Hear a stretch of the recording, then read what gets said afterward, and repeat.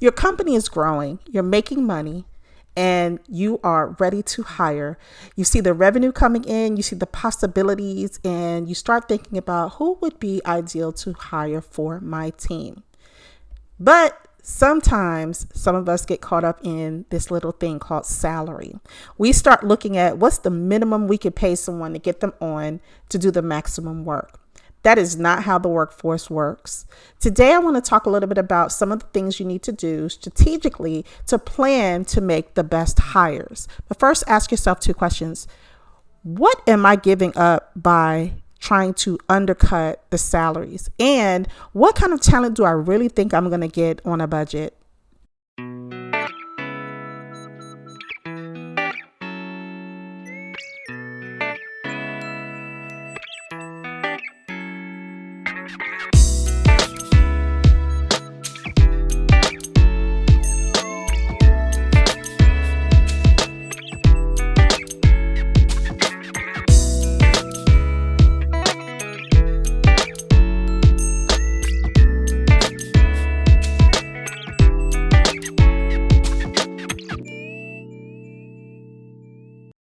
Welcome back to another episode of Mogul Chicks Chat. I'm your host, Adrienne Graham.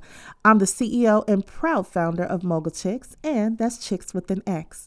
I am a serial entrepreneur and a self-made businesswoman who is a strategic business growth advisor, talent management strategist, published author, mentor, investor, and podcast host. Mogul Chicks helps female founders grow and scale profitable, job-creating companies and eventually get them investment ready. We also help groom them into dynamic leaders and CEOs and build legacy wealth in the process. Mogul Chicks is a mindset, a way of life, if you will, and a blueprint for female founders who want to build a legacy of wealth and a generational business empire. We provide strategic business growth solutions and a platform for resources, mentoring, networks, education, and media that shares our stories.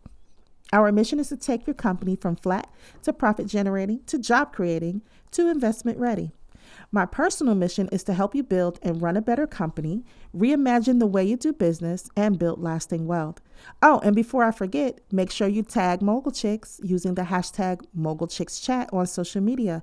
Make sure you rate the show and leave a comment. It helps people find us. Share the love, share the love. Okay, let's get right into it. So I help clients as part of the services that I offer to clients figure out their staffing solutions, their staffing issues. We do staffing plans, I do salary comps, and we help them figure out a way so that they can comfortably afford to hire the right talent. And many of them know that that's not always a cheap thing to do. So what I always advise to everyone, whether they're clients or not, is the first thing you do when you're trying to hire is do salary comps. You have to do these before the interview. I'll tell you why. I've interviewed for a long time, and I have always made sure that I found out what people were looking to make. I always ask them to give me your bare bottom, what your base salary would look like, the bare minimum you're willing to accept. And from there, you can negotiate like a total compensation package with salary and bonuses and commissions and all that good stuff that comes with it. The reason I ask them to really do salary comps before the interview is because sometimes people will get a sticker shock. Now, let's take something simple like an administrative assistant. Now, there's a misconception that you can pay someone $12 an hour and they'll be happy. Oh, well, they'll work remotely and, they'll be okay. $12 is good. No. We are in the middle of something really big in this country. We are really, really bringing to the forefront salaries for people, livable wages. So you'll be hard pressed to find somebody that's going to take $12 an hour for an admin job. Add to that the fact that you want this admin to be kind of like an Army Swiss knife, and you want them to have all these skills and be a jill of all trades, and you only want to pay them $12 an hour. Well, of course, good candidates are not going to want to work with you. They're going to turn it down immediately. You have to really prepare yourself and understand what the going rate is for a lot of these positions before you have your first interview. Because I guarantee you, I'm telling you, you will be embarrassed. There was a client that I had. I'm not going to give any details because I like to keep the, privacy. But there was a client that I had that wanted I'm changing the name of it. Let's just say she wanted a finance manager. Okay. And basically she wanted someone who would do finance work for a bookkeeper's salary.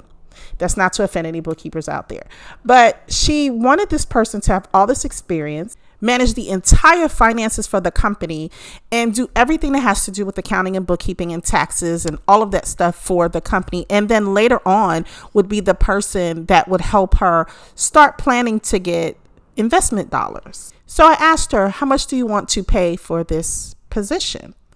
She said, well, I don't know. It would depend. I said, well, what does it depend on? She said, well, I need them to have at least 7 years of experience. Okay, not a problem.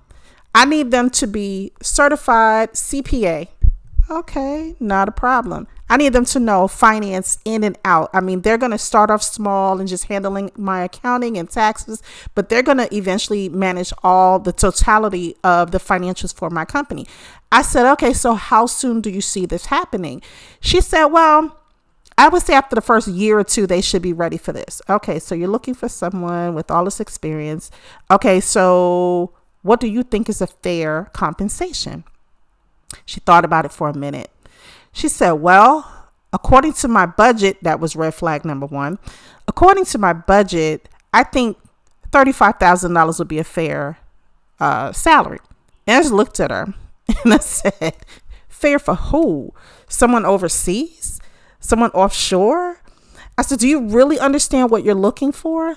Yeah, I do understand what I'm looking for. I just want them to, stretch it out. I said, listen, you cannot offer someone for the role that you're trying to fill $35,000. Well, what? That's what's in my budget. That was the big flag right there. This is why I tell everyone you need to have a staffing plan in place with your budget, where I sit down with you, we map out your staffing plan for a couple of days. We sit down with your financial person, your accountant or CPA or CFO or whoever you have, and we allocate responsibly what goes for each position, because it's not really just the salary that you're paying, it's the cost to hire as well. And let me tell you this, when you hire the wrong person, it costs you even more money to replace that person. So we had a long conversation and I gave her some facts. I gave her some links, some research to do. And when she did it, her mouth hit the floor. When she did that research and saw what the entry, the median, and the high for that particular position was, she was so embarrassed. She didn't know what she didn't know. I didn't hold it against her. It's the fact that a lot of entrepreneurs, we start trying to make, no, not we, because not me, some of you make these hiring decisions based on what's in your pocket. You can't do that.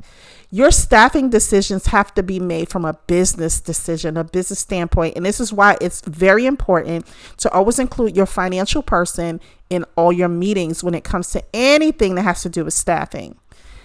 It's something that I don't know where it came from. I mean, I've been in this game doing, staffing part of this game since 1994. I'm dating myself. Yes, I'm 55. But the thing is, you don't know what you don't know. And a lot of what I see on social media is the blind leading the blind. They'll say, oh, well, I saw someone said they paid their admin $17 an hour. I think that's, and they live in San Francisco. I think that's fair. No, you can't do that. You have to go based on experience. You have to go based on what the skill set is. You have to go based on what your requirements are. And you have to have a budget around that.